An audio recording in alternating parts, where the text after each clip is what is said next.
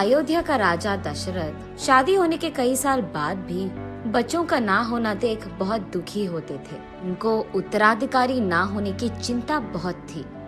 वशिष्ठ महामुनि दशरथ राजा को ऐसे देख उनकी चिंता के कारण जानते हैं। राजा, महायज्ञ का आयोजन कीजिए, अब वो भगवान ही आपकी चिंता दूर कर देंगे। ये कहकर अगले ही दिन दशरथ राजा और वशिष्ठ मुनि मिलकर महायज्ञ का शुरुआत करते हैं। यज्ञ के दौरान एक शक्तिशाली आदमी प्रसाद लेकर उस यज्ञ की आग से बाहर आता है। इस प्रसाद को अपने 3 बीवियों में बांट दो, ये कहकर प्रसाद को दशरथ राजा के हाथ में देते हैं। कुछ ही दिनों में कौशल्या को राम, कुछ और दिन बाद सुमित्रा को लक्ष्मण और कुछ और दिन गुजरने के बाद कैकेयी को भरत और शत्रुघ्न जन्मते हैं। कुछ ही सालों में विद्याभ्यास करने के लिए दशरथ राजा उनके बच्चों को वशिष्ठ मुनि के आश्रम भेजते हैं। उनकी पढ़ाई के दौरान एक हादसा ऐसे हुआ था कि एक महायज्ञ को एक राक्षस रोकने की बहुत कोशिश कर रहा था।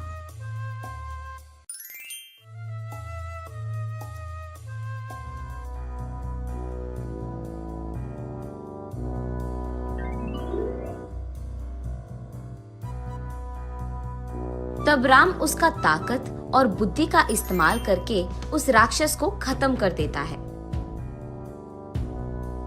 और यज्ञ के बीच कोई आपत्ति नहीं आने देता है।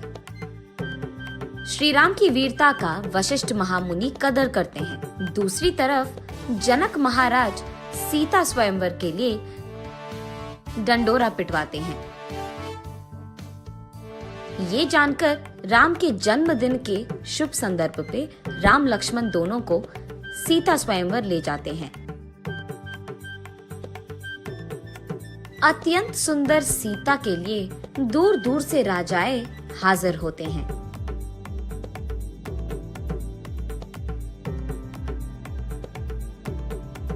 वही मौजूद शिव धनुष को जो आदमी तोड़ता है, जनक महाराज कहते हैं कि वही आदमी सीता के पति बन पाएंगे।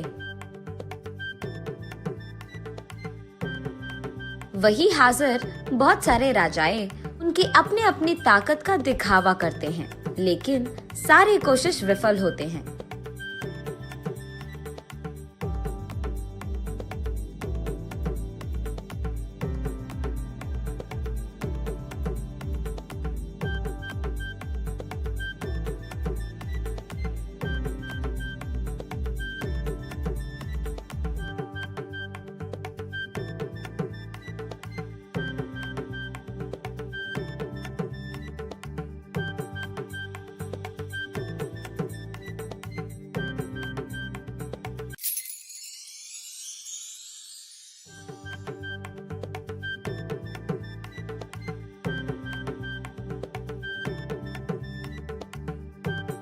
तब वशिष्ठ महामुनि के आदेश के अनुसार राम उस शिव धनुष को एक बड़ी ध्वनि से तोड़ देते हैं। तब जनक महाराज सभी के आशीर्वाद से राम और सीता की शादी धूमधाम से करवाते हैं।